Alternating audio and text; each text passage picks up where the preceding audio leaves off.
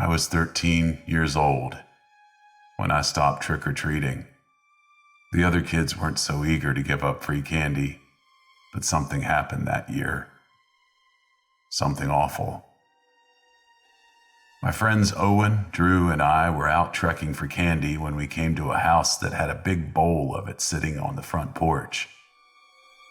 A sign above it read, "Please take just one." We joked about swiping it all, but Owen and Drew only took a few each. Enough to make them feel like badass kids. I'd always been afraid to take more than one because I was intimidated by authority. Sure, it was just a sign, and it usually meant that the owner wasn't home. But I was a timid kid who always did what he was told. Owen and Drew explained how that house did the same thing every year, and that people rarely saw the guy who lived there. They dared me to do what they were too chicken to do. So I decided to see what it felt like to do something naughty. We looked around to make sure no one was watching, and I poured the contents of the bowl into my bag. The three of us ran down the street laughing and shoving each other. Part of me expected someone to chase after us. In hindsight, I was right to be concerned. At Owen's house, we dumped out and sorted all of our yummy treasures. I tried to offer him and Drew some of the contraband candy, but they refused. I remember Owen saying, "That's all you, dude," and Drew shouting, "I don't want your tainted treats." Granted, they weren't entirely serious, but I was annoyed that they weren't sharing in the responsibility. Enough to go home instead of sleeping over. That night, I was torn from a sugar-fueled dream by a hand over my mouth and a knife to my neck. The skin was rough and the blade was ice cold. It was just slightly pressing into my skin, ready to slit my throat at a moment's notice. My body went stiff. I wanted to scream, but then a gruff voice whispered, "Don't make a fucking sound." At first, I didn't realize what was happening. Were we being burglarized? Then I got my answer. "Can't you read, you little shit?" The sign said, "Just one. Just fucking one." I'll never forget those words and the sickening smell of his breath. He explained how every year he would catch kids taking 2 or 3 pieces of candy, which always infuriated him. It wasn't until I took the entire bowl that he finally snapped. Why did I do something so stupid? I was terrified and humiliated at the same time. "You like candy, you little shit?" he asked me. So I shook my head as much as I could despite his hand pressing against my face. He then removed it, still holding the knife to my neck, and proceeded to shove unwrapped candy into my mouth. I tried not to inhale, but I couldn't help it.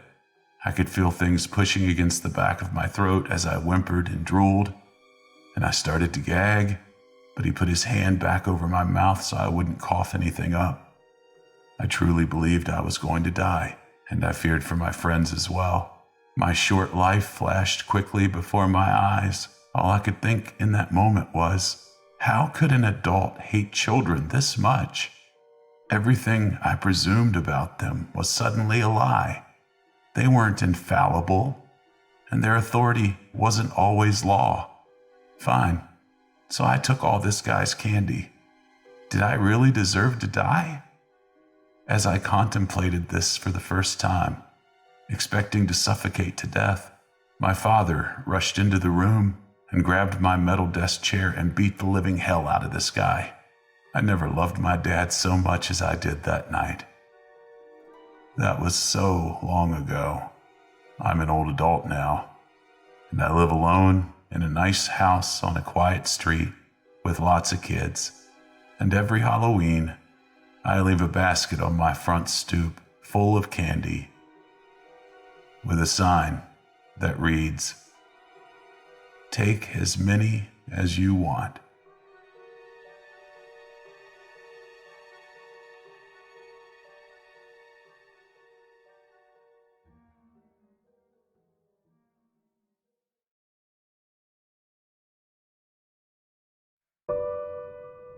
In 7th grade, everyone made fun of me. I was socially awkward and naturally weird. The weirdest kid in school. I had a few other misfit friends, and we usually liked to go to the library at lunchtime to goof off.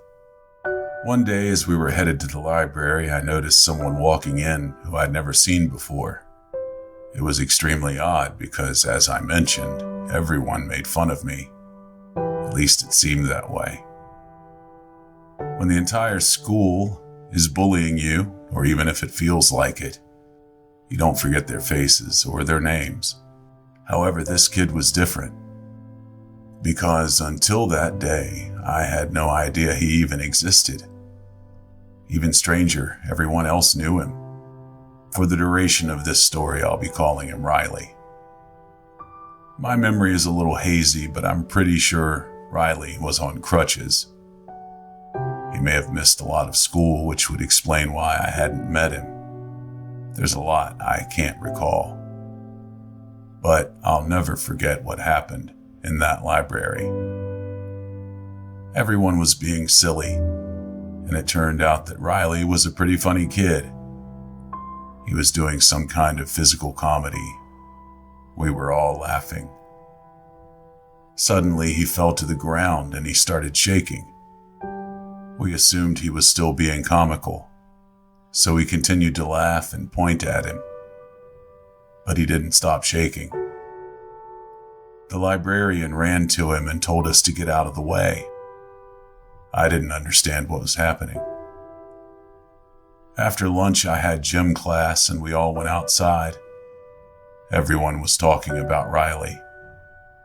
There was a rumor that he was taken to the hospital, but I still didn't understand what was going on. All I knew was that he fell down. Now I know he had a seizure.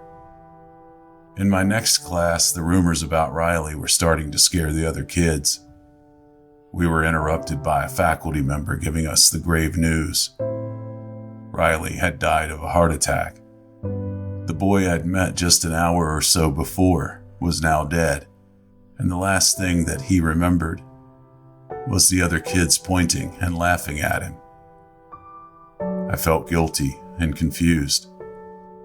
Everyone who was close with Riley, as well as everyone who was in the library at lunchtime, was taken to the principal's office to mourn together. I was shocked at how many kids were there. Why did he know so many people that I knew, but I never knew him? I'd never even heard anyone mention him before. The whole room was crying, but not me. I just lowered my head in an attempt to seem upset. Someone put their hand on my shoulder, thinking I must be devastated by what happened.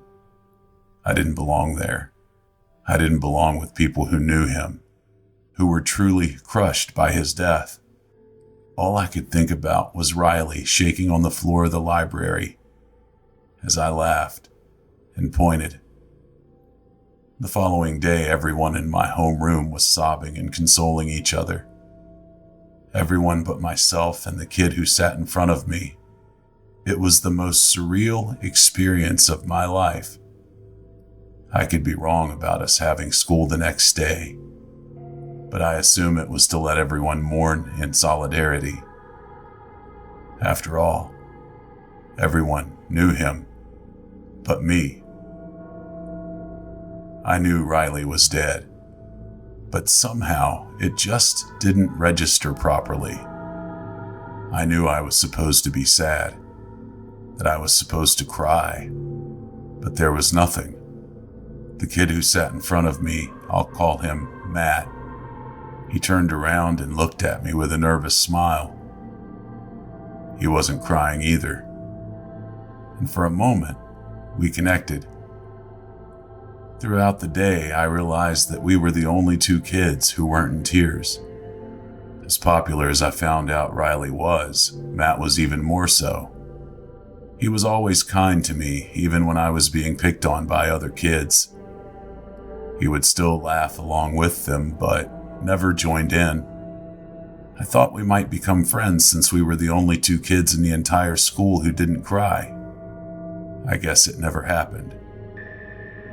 In 8th grade, I was still as much of a loser as I was the year before. Don't ask me why, but I went to a school dance. I think my misfit buddies had said they were going, but then they didn't show up. That might explain why I was clinging to a group of kids that weren't my friends. They were all from my Catholic education program, and Matt was with them, so I felt a little more accepted. He was the only one I felt comfortable talking to. I kept bringing up a funny thing that happened in class that day, since I couldn't think of anything else to say, and he would laugh along quite convincingly. The group kept casually walking away from me, and I walked with them. And suddenly they started running, so I ran too. They ran out of the gymnasium and through the halls as I followed blindly. I thought we were just having fun. But then I heard Matt say something like, "He's coming." It turned out they were running away from me. Later that year, Matt died of a brain aneurysm. I was the only one who didn't cry.